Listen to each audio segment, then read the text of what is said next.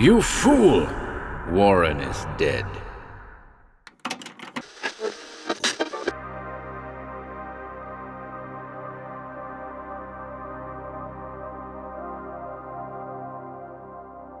Welcome to HorrorBabble. I'm back today with a fabulous tale of adventure by the one-time Weird Tales contributor Chester L. Saxby, The Death Touch, published in the July 1929 edition of the magazine. Battling ice, madness, and a haunted sea, a storm-cursed crew follows whispers of lost treasure into the Antarctic. I hope you enjoy this one.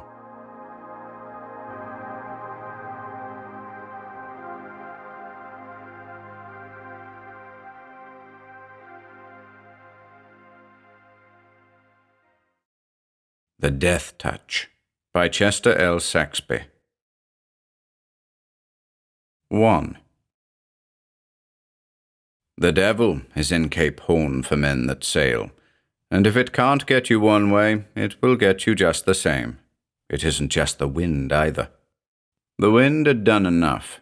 6 times we beat into it, trying to make into the Pacific before our cargo of wheat molded. But 6 times we lost headway on the starboard tack and were drawn in toward the same rounded cliff. Stormy petrels screamed at us from their desolate perches. The surf burst like cannon shells. At a yell from the lookout, I sang out to let go. We wore around for the 6th time and legged it for the open sea. There we hove flat aback and argued. Ned Priest, my mate, voted for the long road eastward. Give up, he said, and market the wheat in Port Elizabeth or Durban, with the following westerlies fetching us across to Africa in half a gale. But a stubborn fever was on me. I meant to win up onto the Chilean coast if I had to float ashore on a plank. And the crew were for it too. The days backing and filling and banging about had only made them madder. Priest was right, but it's too late to say so now.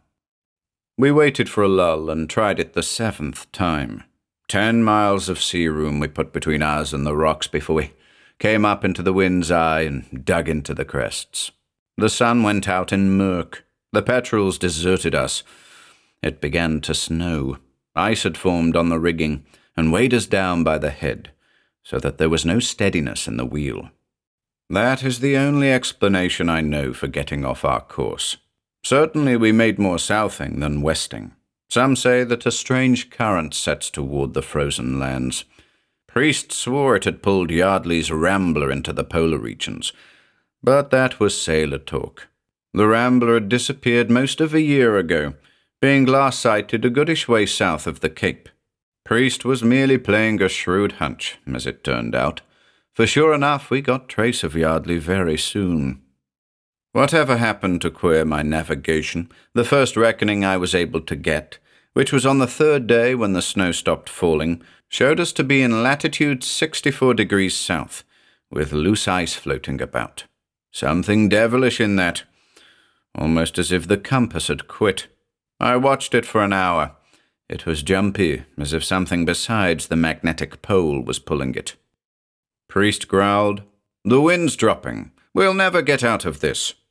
I hauled around on a long tack, but the wind died out completely, and through that day and night we lay becalmed in a cold sea, still drifting. That brought back the talk of Ralph Yardley. But the double lookout I set was not for Yardley's Rambler, it was for ice. Good-sized bergs loomed up out of eddying murk, making plenty of distance while we made none, or else our drift was more rapid than I can believe. Those bergs were 30-foot walls of green fire. Deathly cold or not, they blazed with green light, and blue and yellow flares played through them. The sheen blinded us when we got too close. They cracked like thunder. It was for them I kept the lookout, and waited for the crash that would finish us. However, those same lookouts saw the boat that settled things. A gig it was, bobbing in the lee of a big iceberg. And when we rowed to investigate, a man lay in the bottom. He was far gone from exposure, and died the next day. He was one of Ralph Yardley's crew. He told us that much. Yardley was fast in the ice of the Great Barrier, a few 100 miles southward. He had found a big vein of pure iron cropping out of the ground where a split in the ice barrier let him through. Then the ice pack had formed and sealed the Rambler tight. If he could stave off starvation, he was a rich man. This poor fellow who mumbled the story and pegged out seemed to have stolen the boat in a dash for civilization. We thought it over. If Yardley was alive, we were murderers to run off and leave him. But we were taking the same chance of death that he took if we tried to reach him. Priest said only a fool would look for another fool such as Yardley was. I was agreeing with that because I knew the man, and I knew there was a streak of craziness in him. But maybe I was the fool that Priest meant. At least the dream of profit tempted me hard.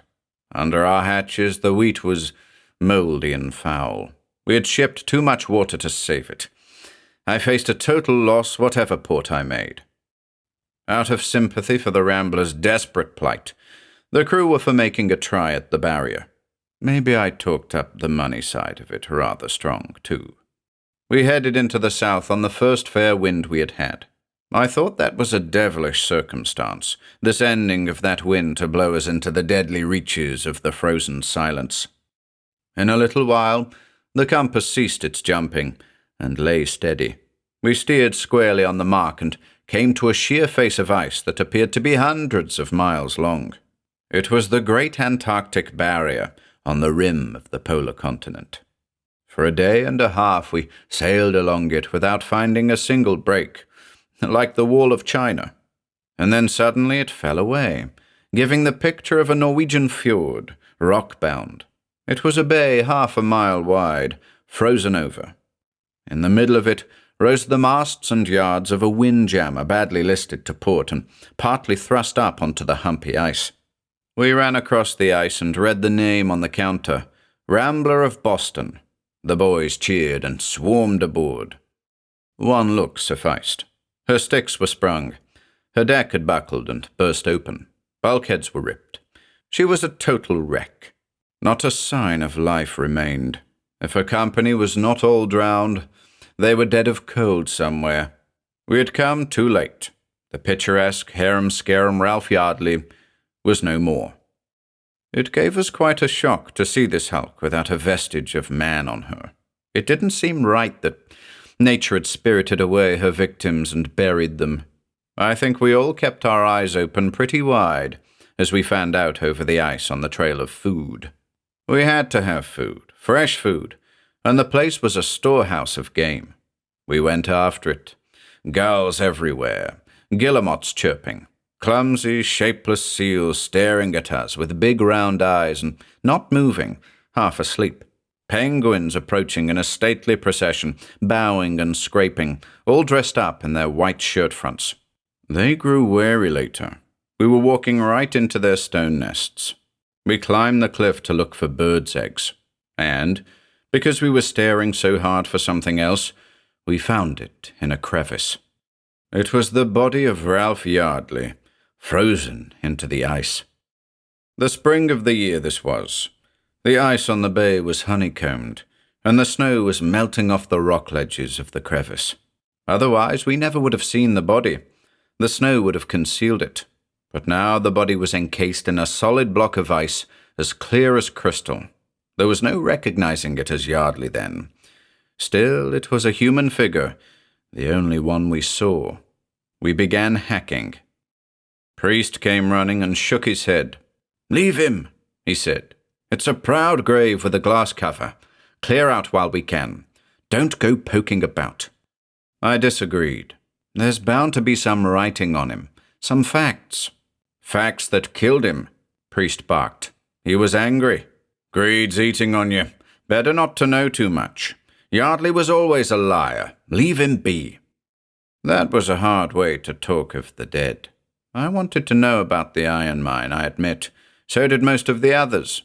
I laughed at Priest. "Scared of ghosts?" I asked him. "Whittle away, boys. Have him out." The chopping took a long time. The work raised a sweat. They say it's because the air is so dry. Devilish funny, though. It wasn't much above freezing. Coats and jackets went flying. At 60 degrees we would have roasted. Out came the block of ice with the body of a man in it. We warped a rope around it and hauled it out to the ship, hoisted it aboard and slid it into the cabin, where a fire was burning. We left it there and continued after game. That evening, officers and men messed together in the forecastle in order not to eat in the presence of the dead. Priest said he would be damned if he went aft to sleep, and so did the second officer. Priest talked a good deal of Yardley's heavy drinking and his cold-bloodedness. He called him a dope fiend, I remember. I turned in early, tired and gloomy with what that day had brought. Witnessing disaster and death leaves a deep mark. Sleep is the only way to cure it. When I came into the cabin, the block of ice was all but melted. In a pool of water the figure was nearly free. The whole body was wrapped in sealskin. I stooped and plucked away a corner of it which covered the face, and brought the lamp down to it. A greasy face coated with seal fat running off from the unscraped hide. Aye, this was Ralph Yardley. What a sleeping bag he had made, I thought. Slopping through water, I dropped into my bunk and was soon dreaming. Toward morning, I woke with a queer sound in my ears. Somebody was grunting and spitting and stumbling around the main cabin. I sang out, "Priest, that you?" and knew while I sang out that it was not the mate. He would be the last man on earth to stumble about striking things. Like a cat on his feet, that was Priest, and he despised any man that spat. For that matter, no normal man needed to stumble about while the sun was shining all night. I felt uneasy as I listened to that thudding outside the door. Something was prowling there without sense or explanation, like ghosts rapping on tables, something that didn't answer.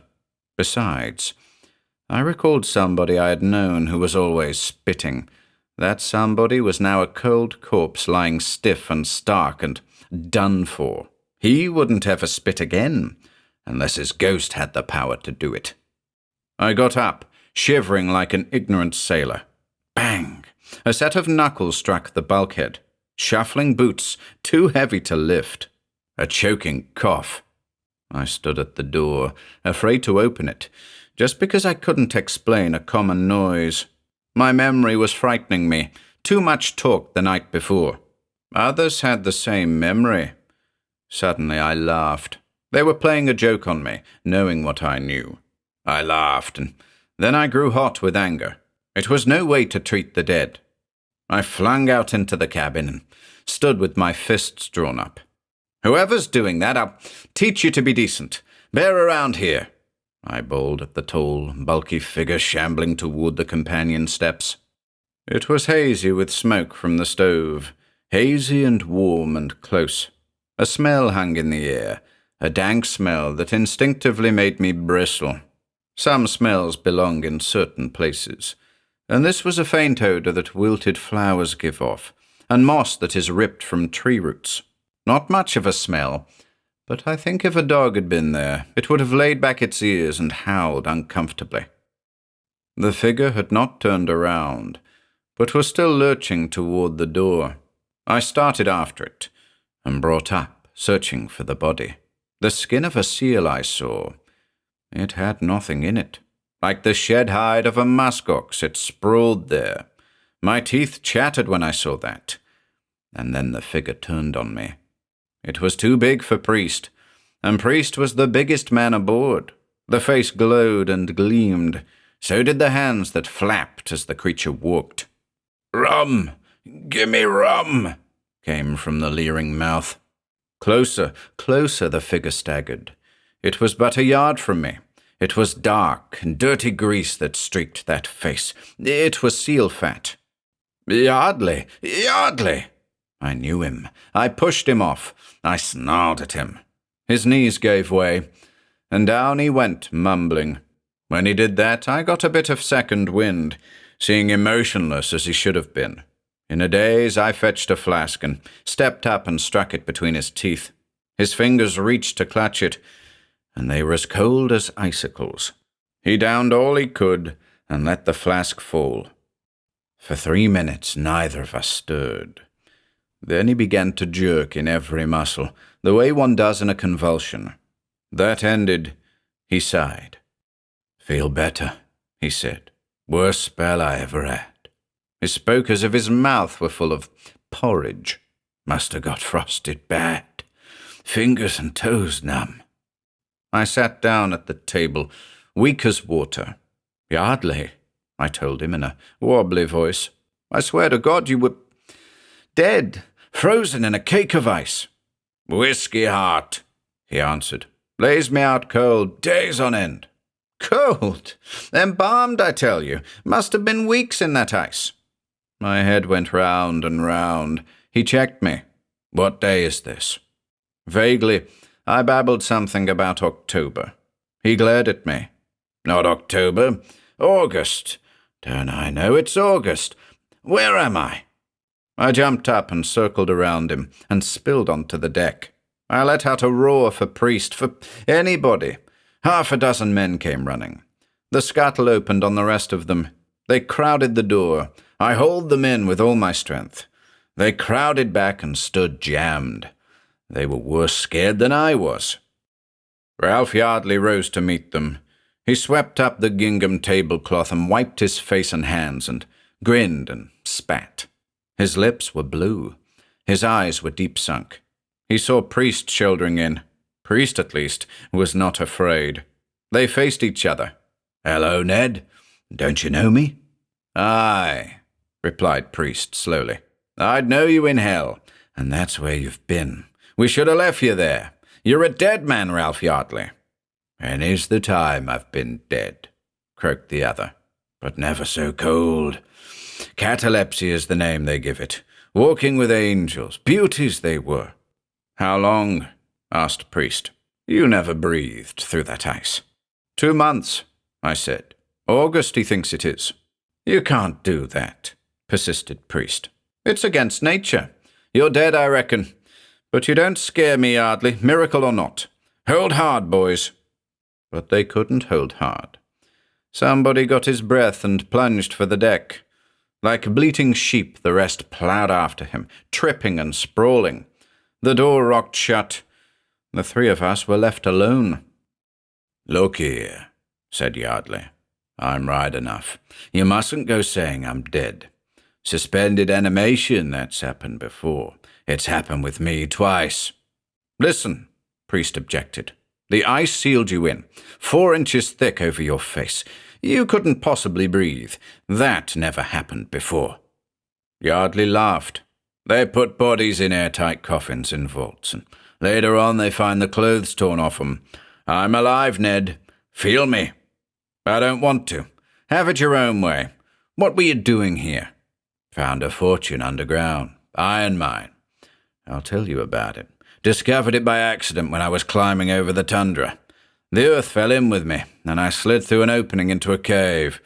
Say, where's my crew gone to?" "You ought to know," said Priest. "You know everything." I was staring so hard at Yardley that I had no chance to miss the look he gave the mate. He seemed to be staring through a film and watching Priest from a long way off. His expression was a sort of hard, implacable curse. I almost looked for Priest to shrink and dry up where he stood.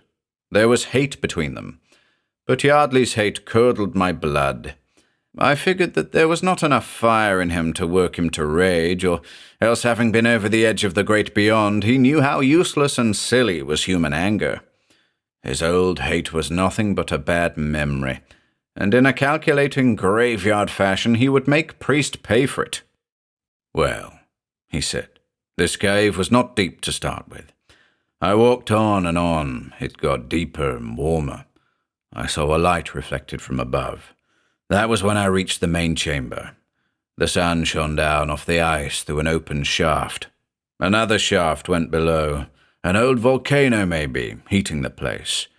Must be holes like that all over the earth, breathing holes. Down in the chamber you wouldn't know any ice was around. You'd say you were in the tropics. Once the Antarctic was a warm country anyway, a few million years ago. Look at the seals. They used to be bears. The bones in their flippers prove that. And penguins, they were badgers, I'm told, that gradually took to the water when no more food was left on the land. Besides, I've seen fern fossils in rocks and petrified tree trunks. You don't have to go so far back. How about the mosquitoes here? Where do they grow so big and sting so bad? I figure it the floor of that cave dropped in an earthquake and never got a touch of this cold. Just went on blooming. Are your men in the cave? Priest snapped. Again, Yardley looked a hole in him. They stayed aboard the Rambler and tried to break her out. When I came back from exploring, they were gone, and the boats were gone. It looked like they deserted. It was after I fell into the cavity that I came back to find the ship cracked open and nobody on her. I'm cold, he said suddenly. Give me some whiskey, will you? He seized the bottle I passed him and drank it dry, all of a pint. I gasped. He hadn't turned a hair. What about this iron mine? I found my voice. What's your proposition? Half and half for you fellows and me, he replied. You'll be rich. There's a good many of us, I objected. We'd be doing the work. Maybe, but I discovered it. We can pry it off in chunks, dead easy. Priest rumbled. You don't get me down into that hole, Yardley. Likely now the mouth of hell is in that hole, and you've sold your soul to the devil for the poor boys you'd push into the crater, or whatever it is. You never were human, Yardley. I knew you in Borneo where you played with voodooism. I don't get your game, but it's a deep one. I'll gamble there's no iron at all. Yardley got out of his chair and made a motion to fasten his hand on Priest's shoulder. At once, the mate had him by the neck, shaking him. I thought he would strangle him, forgetting how weak Yardley must be. It astonished me to see Yardley close his awkward hand on Priest's hair and force Priest's head back. His other hand gripped Priest's throat. They stood a moment, pitching off balance, but Yardley did not fall. Instead, Priest squirmed and coughed and went into a nervous flurry and fought loose and cowered down. Don't lay your hand on me, he howled. I'll shoot you if you do. Yardley laughed at the man's insane fear, and without a glance at me, stalked out of the cabin, hauling along the sealskin and throwing it about him. I stared at Priest. His hands are cold as ice, I said. He can't hurt you with them. They've got no strength. What are you afraid of? No strength? He burned me, man. He burned me like a hot iron. I confess there were blue marks on Priest's throat where those clumsy fingers had pressed, but burn? How could fingers numb with cold be able to burn? Intense cold burns, I suppose. That must be what Priest meant. But he wouldn't have it so. He felt it to his toes, he said. And before my eyes those blue spots grew red as fire. While I looked, blisters formed. Priest put a wet towel to his hurt and rocked back and forth. He admitted that he should not have gone at Yardley. He knew better. Ralph Yardley was not like any other man, he declared. He had fought him before. He had seen him knifed in Shanghai and left for dead. The man had too much vitality to die. Priest swore there were 4 bullets in his body, one of them in his head. But how can his fingers burn? I demanded. Are you crazy, Priest? Electricity burns, was the answer. He's full of electricity. Oh, rot, I snorted. You're dreaming, and I'm dreaming. His skin is rough, and he tore you, that's all. There was a hole in that cake of ice. Vance, there wasn't any hole in that cake of ice. Yardley was dead. What's more, his heart is dead now. He'll live on, but he's got no feeling. I stamped out onto the deck, savage because I couldn't understand. And up forward Yardley was talking to the crew. He was selling his iron mine to them, arguing how rich he could make them, offering to show them how easy it was to pick up $1,000 apiece by a few days with a pickaxe. They were afraid of him, but he was overcoming the fear by plain talk, and he had got out a pipe and was filling it, as if to give further evidence that he was no ghost. He struck a match as he talked. It burned down to his fingers before he put it to the pipe. It burned between his fingers, and yet he didn't seem to notice it. Priest had maintained that this fellow had no feelings. So it appeared. I was so shaken up by these things that I remained rooted there, while a sort of mutiny was preached on my own deck, because that's what it was. Yardley, laughing recklessly, as much as said that the officers hadn't the guts to tackle the fortune underground, and if the men didn't take it themselves without regard to orders from aft, they were sheep with no minds of their own. With that, he climbed over the rail and down onto the ice and made off, waving his hand for them to follow. And sure enough, they followed, the lot of them, slowly like sleepwalkers. They stumped across the ice and up the shore hill and out of sight. It was uncanny to see them go. Superstitious fellows, every one, frightened by a dead man come to life, but dragging after him just the same. I went below and got out my revolver and set to cleaning it.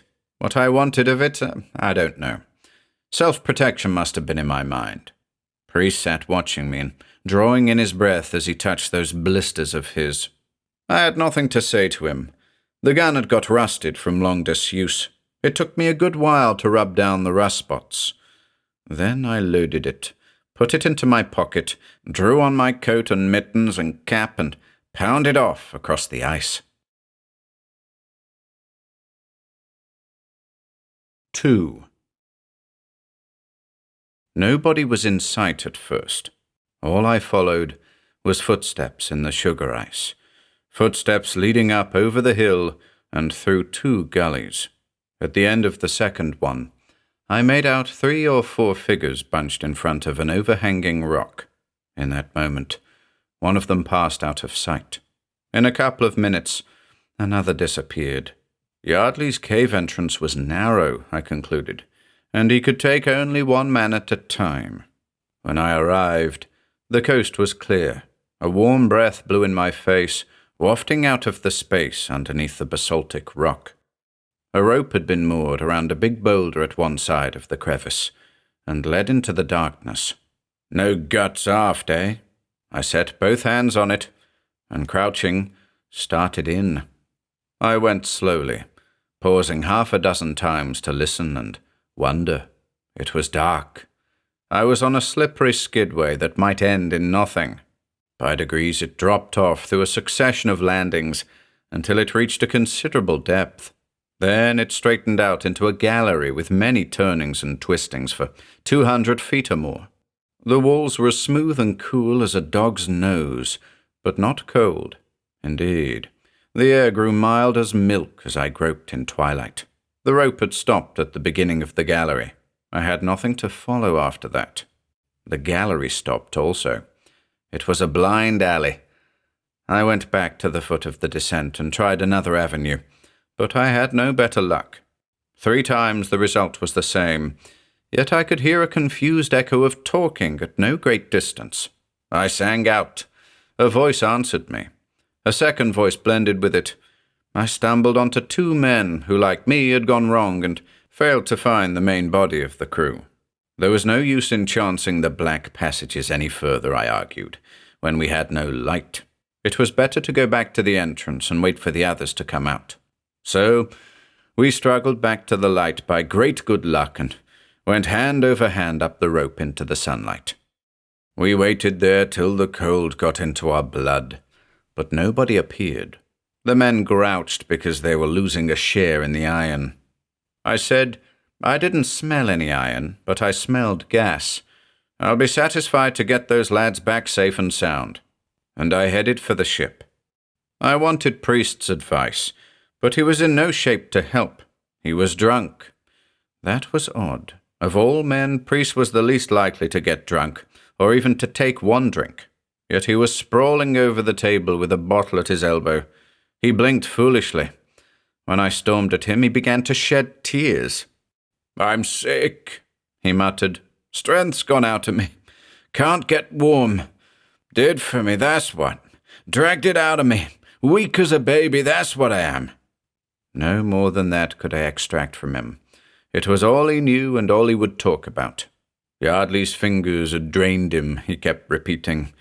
It sounded impossible, but for my own feeling when Yardley's cold hand had touched mine. Now I was frightened in earnest and didn't stop to ask myself how he did it. I was frightened for the crew. Yardley possessed some hypnotic power. I bolted out and fled over the ice and up the hill to the gully. I scrambled into the cave, yelling, "Yardley! Yardley! Yardley!" Feet came scuffing from far off. I crouched in the dark and held my gun in my hand. Grunting and spitting, a figure loomed out of one of the galleries and started past me up the rope. I let him go part way, thinking to follow him into the sunshine, for it was hard to see clearly in this rat hole. But he stopped before he reached the top, as if he realized that I was behind him. Then something peculiar happened. It was twilight in that entrance till he came. Now the light rushed in, stronger and stronger, and surrounded him in bright rays of yellow and red. They flowed over him, danced on his head and shoulders, and flowed out. Not sunlight, many of it, but a sort of curtain of coloured fire. Many a time I've seen that curtain dancing across the night sky on the Norway coast. It was the aurora borealis, looking like lightning when it struck Yardley. I forgot everything in watching it. It was so much like lightning that I wondered why it didn't strike the man down. As I thought about it, I knew it was made of the same stuff as lightning, a stream of electricity rushing through the atmosphere from the sun to the Earth's poles. And Yardley attracted it. He was magnetic. More than that, it had an effect on him. He stood up straight and threw back his shoulders and drank it in greedily. He thumped his chest, swung his arms. Sparks went from him to the walls. He was a storage battery receiving a new charge. Here was the explanation of the burns on Priest's neck. Yardley had the enormous vitality and conducting power of a bar of metal.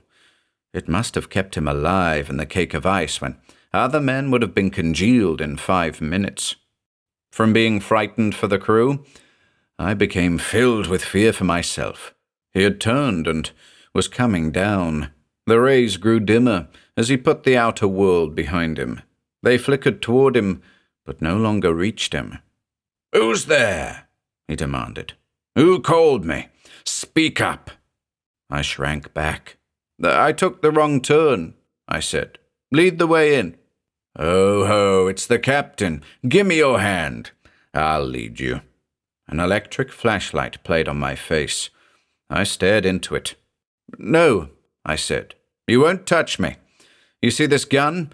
Put down the light and start in where my men are. I'll pick it up and follow." "You don't need to be afraid," he answered. "I won't hurt you." And he put down the light and walked away. I ran and picked it up and played it on him. He nodded and strode off into the gloom, which after a bit thinned as if light was coming from farther in. The gallery widened, emptying into a broad chamber almost as light as high noon. It was warmer here than in the passages.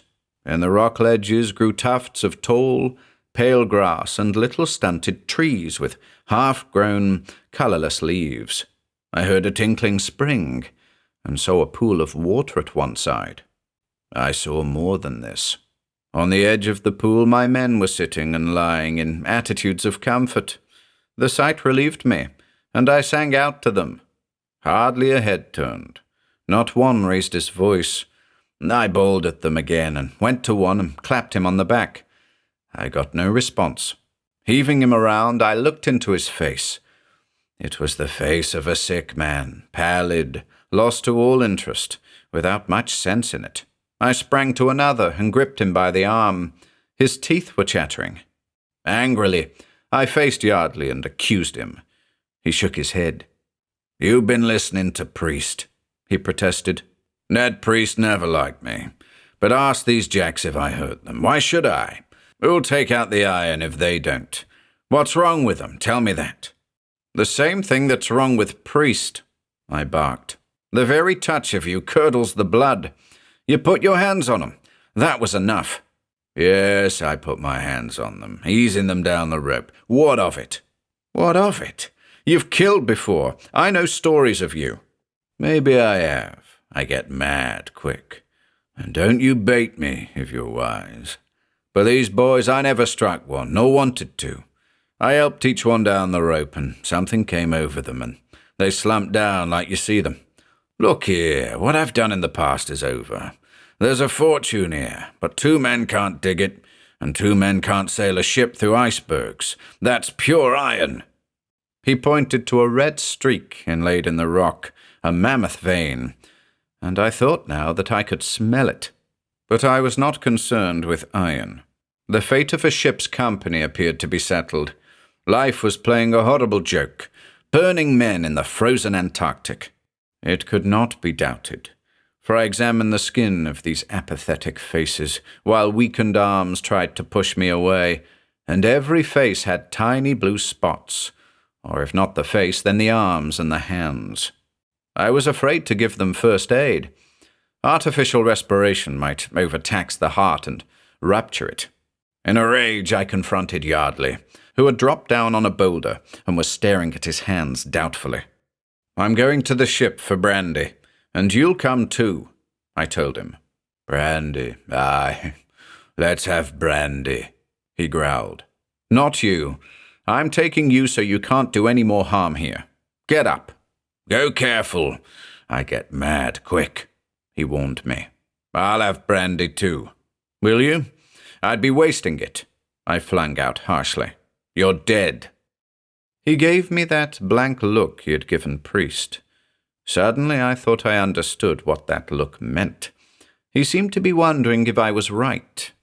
It came to me with a funny feeling that Priest might have been nearer the truth than he knew when he said that Yardley was dead. Wasn't he as cold as ice? Wasn't his every movement automatic and expressionless? No man could live 2 months in an ice cake. But dead men had been restored to life, at least for a time, by modern science. One way was to massage the heart, and to stimulate it. "It's a lie," he stated, his fishy eyes on mine. "I'm as much alive as you are. You couldn't do what I did to those fellows there. See these muscles? Neither could you do it by yourself." I snapped him up. "Enough electricity has flowed into you to kill you. If you weren't already dead, maybe it killed you. Maybe you froze to death. While you were lying there, the electric current switched from the North Pole to the South Pole, and you were in the path of it. In a moment it may switch back, Yardley. This is only temporary." It was a bold stroke to scare him into submission, but it worked in the opposite way. His pale face became green. He choked and spat and flung out his arms and came at me. He was still capable of violent anger. "What do you know of physics?" he bellowed, and I knew I had touched him on a raw spot. He was admitting that he knew physics. I threw up the revolver and checked him. "You knew what you were doing when you touched those men," I dared him. "You never wanted iron, you crook. It was silver you wanted. Silver you could mine yourself. I see it behind you, that dark strip. Or I'm blind. Only one pick could work at a time. Share it, not you." A cunning, desperate distortion of his features answered for him. "Put down the gun. I wasn't sure it was silver, but you're sure, are you? It's all a lie about the men there, but it can't be helped now." I broke in. "Why, rot you, they're not dead yet." I glanced up into the shaft that had grown dark all in a minute. "Walk, Yardley. A storm's coming, and I'll shoot you like a snake to save these lads." At that, his filmy eyes woke up with real passion. They flamed hot. His lips worked. His nerves jerked. He coughed and spat. "Easy there," he said in his throat. "I'm riled bad. Stop, I tell you." But he was talking to himself more than to me. He was fighting down his fury before it should make his heart pump too fast. Aye, he had to go softly to save that swollen heart of his from giving way. He got control of himself. "I'll go with you," he agreed. "Why not? You can't find this place again. Say goodbye to your men when you walk out. Just you and I left." A lucky thought. I hunted around, and my eyes fell on the tufts of yellow grass. I jumped to pluck handfuls of it, an armload. I motioned him ahead. Once in the passageway, I began dropping bits of grass as I went, to make a trail so that I might not be lost when I returned. At last, we stood below the entrance. The light was poor above us. As Yardley climbed, no coloured curtain of polar rays drove in to surround him. Something had happened to the atmosphere, to the aurora borealis. But all I could see when we arrived outside was that the wind was blowing strong and thick clouds blotted the sun. 3. We came out of the gully onto the bare, rocky slopes, and without warning, snow drove at us like a fog full of stinging needles. It came so quickly that in one gasp I was blinded. Close on Yardley's heels, I pressed as he stumped over the ridge into the next hollow for shelter. But the wind roared the length of the hollow and dazzled me with its white shrapnel. In 2 minutes, I could see nothing but Yardley's great body lurching in front, his head bent forward. He made little headway, and presently slewed around to yell something and point back from where we had come. At once he charged the ridge. I rushed after him, determined to halt this retreat and keep on to the ship, which would be in danger now. But the broken rock tripped me. Down I went on hands and knees and tried to pull myself up the rise. My eyes were half shut when a stone, dislodged by Yardley's boots, skipped straight for me and clipped me on the side of the head. I was dazed for an instant and grabbing right and left for support. The one thought was to catch up with him, and I managed to do it, although my brain was whirling. I reeled into him before I saw him, and he leaped about, his face close against mine. "Warp about!" I bawled. I lifted my right hand, then realized in a cold sweat that the gun was not in it. The gun was gone. I had dropped it. Yardley was not slow to grasp the situation. His teeth showed. His great paw swept toward me. I flung to one side, aided by a furious gust that pitched us apart and took the breath out of my lungs. I slid off the ridge backward and fumbled among the stones while I descended, searching with my fingers for the lost revolver. My eyes were no good at all. They were filled with fine dust sifting with the snow. Almost on top of me he came. Frantically, hopelessly I scuttled to avoid him, so anxious to find the gun that he had me before I could gather myself and run. Madly I lashed out, filled with panic at the idea of his touching me. But he was at my back, gripping my coat and trousers and partly lifting me. "It's in the cave, fool!" he gasped above the screaming blizzard. "My game! Up! Up!" He pushed me toward the rocks again. I left off struggling. He was not touching me. It was the slack of my clothes he held. He held on firmly, too firmly for me to reach and unbutton the coat and slip out of it. But not a finger on my flesh. He was saving me from his poisoned touch. If I behaved, I might escape the evil that had overtaken the others. We mounted the ridge without falling. There the blizzard tore us this way and that, as if we were empty garments on a wash line. It blew me over, and him with me. When I could stagger up, his face was close to mine, and I saw a great gash in his face where a stone with a razor edge had cut deep into the flesh. He must have seen me staring at it, for he put his fingers to it. "Why don't you bleed?" I blurted, wondering at the lack of gore. He drew his breath and let it out in a furious noise.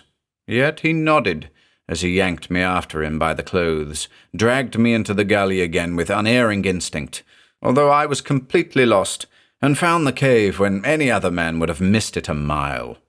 He ran, crawled, stumbled, fled to it, sniffing a scent that I could not smell.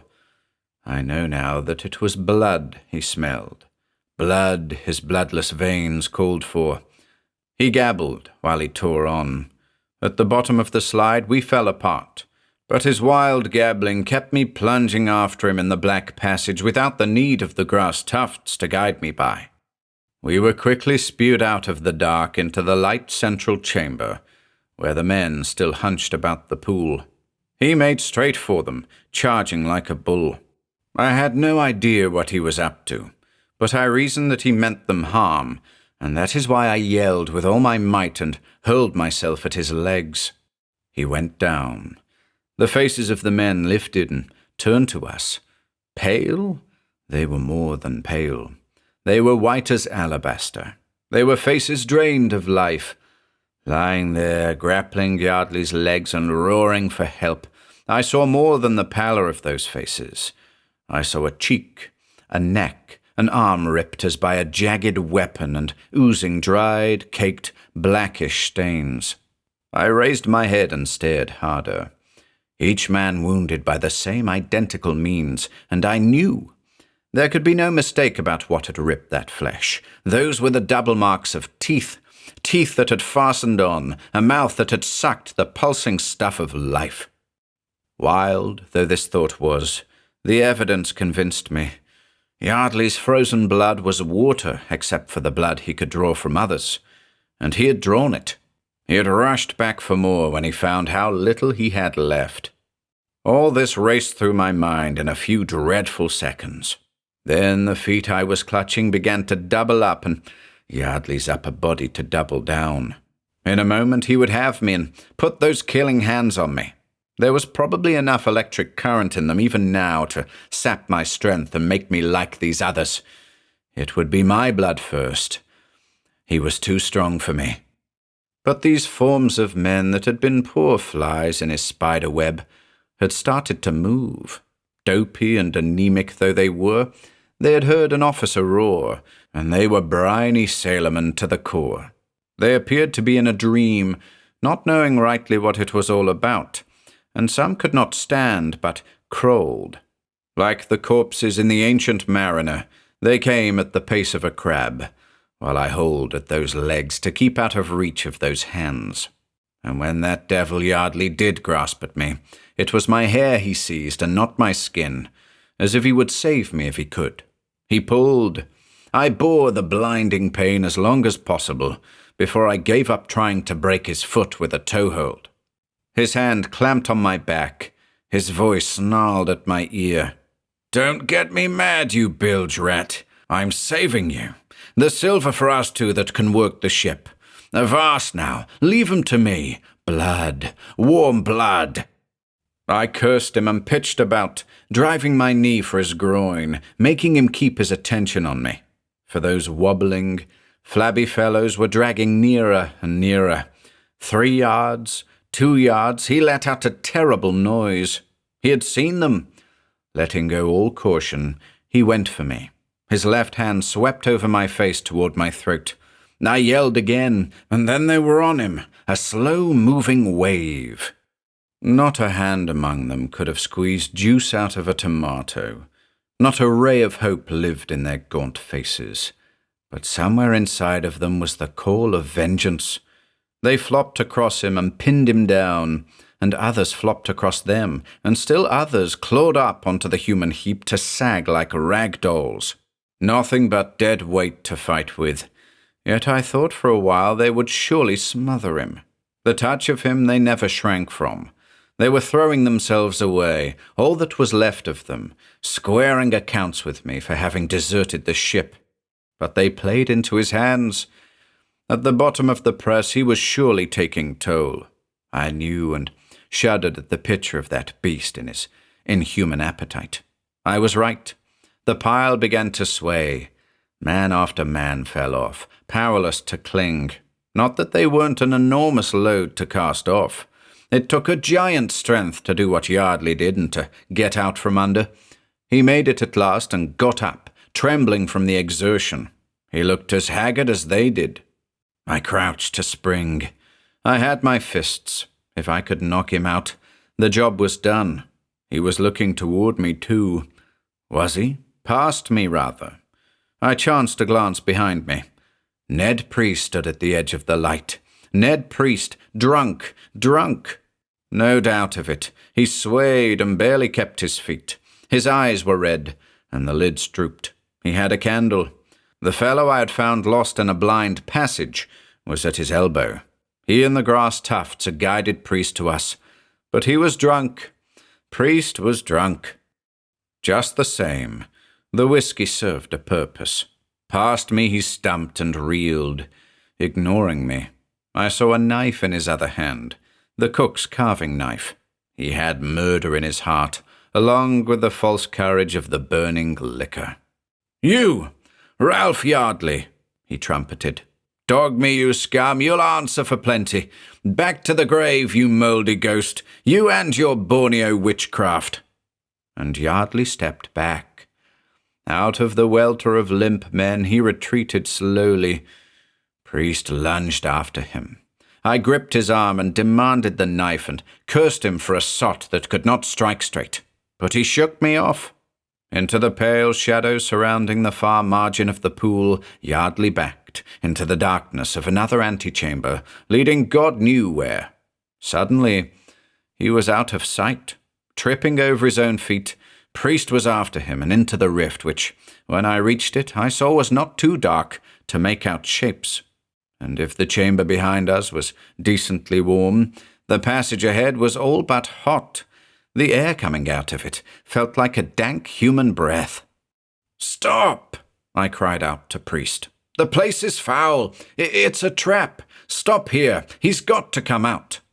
But I might have been talking to a wooden post. The fool. But I had to stay with him. He was the only hope I had of making out to sea again. We kept on, wading through twilight. To what? We were wading through more than that. The footing grew slimy and soft, and I thought things crashed when I took a step, things that wriggled. A dull light shone at some distance, with Yardley bulking against it. Priest, in his fury of impatience, broke into a run. Before the passage ended, he almost ran right into Yardley, who had purpose in his moment of waiting there. For when in the nick of time he stepped aside and avoided the thrust of the knife, Priest was rushing off balance down a fairly steep grade into a vast marsh, and could not stop himself. I braced myself between the passage walls and blocked the hole so that Yardley, who reasoned that Priest was alone, banged into me as he charged back from the hideous place into which he had led us. I made an instinctive thrust outward and sent him back. He slipped on the mossy edge and skittered down after Priest. Aye, it was moss that grew here, and beyond the moss was a steaming swamp out of which rose a veritable jungle of spotted, leprous mangrove trees and scaling palms whose bleached leaves never rustled and were yellow.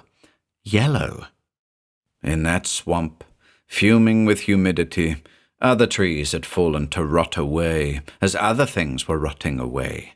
The lost crew, I told myself, of the Rambler. Its stench was horrible. Not all vegetable matter, no, and all the flesh in it was not dead. Some of the logs moved. Black snake eyes lifted on a long neck. The subterranean lake was alive with reptiles. I had forgotten the blizzard of short minutes before. This was the stinking hinterland along the tropical Congo, or deep in the tulgy equatorial recesses of the fever-hot Amazon country. The sweat ran down into my eyes. My clothes stuck to me. Strength seeped out of me. It was the most amazing thing in the world when from 100 feet overhead, a cold flurry that was snow drifted down onto my head. I looked up and saw a great opening, whence the light came, reflected from huge blocks of ice.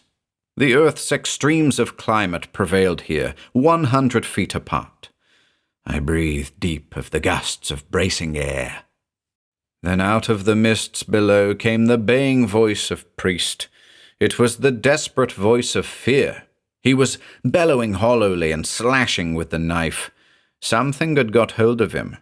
I inched down the slippery slope, calling encouragement. It was not Yardley he slashed at. There was Yardley behind him, unseen, wading silently knee-deep toward Priest's hunched back and lifting his deadly hands. They reached and touched Priest. They clamped upon his bare throat. I shouted, but the mischief had been done. Those fearful fingers were biting home. Nevertheless, the mate did not stiffen and drop. Instead, he came around like a figure on a pivot. He whirled on the impulse of his nerves and let drive.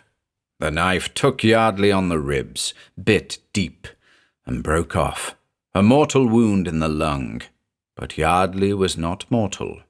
I knew it when he paid no attention to the thrust and swarmed over Priest, wrapping him in his arms. Priest's broken blade cut at him and ripped his clothing and his hide, so that I knew he was not done for yet. All the same, there was strength enough in Yardley to put the mate under if he could not be killed. Besides, Priest had slipped and was down on one knee. It was the saving of him. A frightful black head had risen out of the dark water, on a neck as long as a giraffe's. It towered above the men, its beady little eyes ablaze. Then it whipped down with narrow jaws agape. Its yellow fangs were buried in Yardley's shoulder.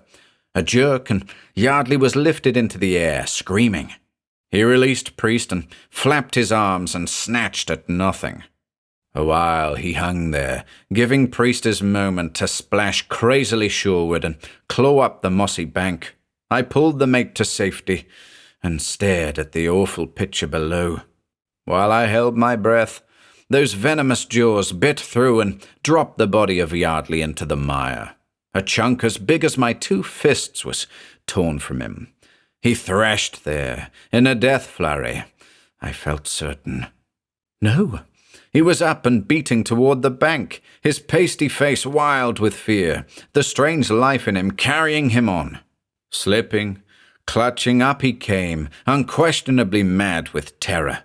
And he made the rock wall and the rift through which he had come into this hellish place. He was gone. At his heels went Priest. I followed, listening for a spent body to drop. Yardley was running. He led us out into the chamber where the crew was, and past them unmolested. Now he was in the passage beyond. We rushed after him, and were at the bottom of the cave entrance, when he plunged into the white, frozen Antarctic. Gaining the top, we saw him wading through the snow. "He'll make for the ship! Cut him off!" cried Priest. I could not answer. The sudden cold, after the dank tropical heat, froze my throat. I ploughed on, watching that lumbering mass ahead of us. I could not have moved faster, nor could Priest, but something was coming over Yardley. The swing was going out of his body and giving way to a stiffness. Leaning into the wind, he became all of one piece, as rigid as stone. His legs moved with no roll to them, but only a mechanical jerkiness, and they were lagging presently. We were able to gain on him. Where the hill sank to the bay on our left, he did not turn. We could see the ship now, but he did not see it, or turn his head to find it. He kept on past it. I crept up closer until that great hole in his shoulder was plainly visible, white as leprosy. At the last I yelled at him, and Priest flung his broken knife and hit him in the back. There was no response. He kept on at that mechanical gait, on. I laughed and stopped Priest. "Can't you see?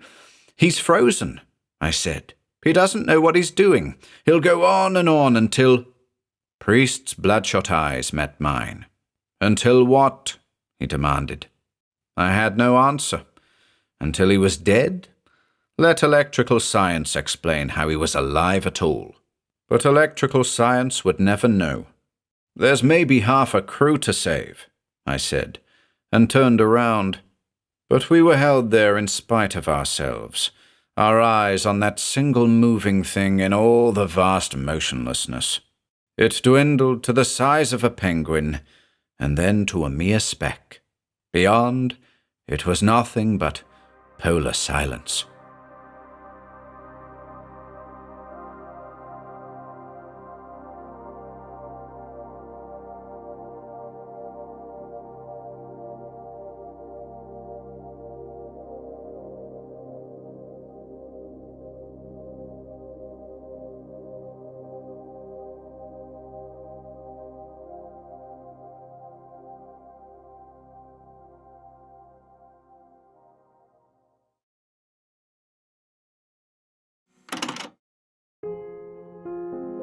If you enjoyed listening today, Be sure to subscribe to the channel by hitting the red subscribe button below.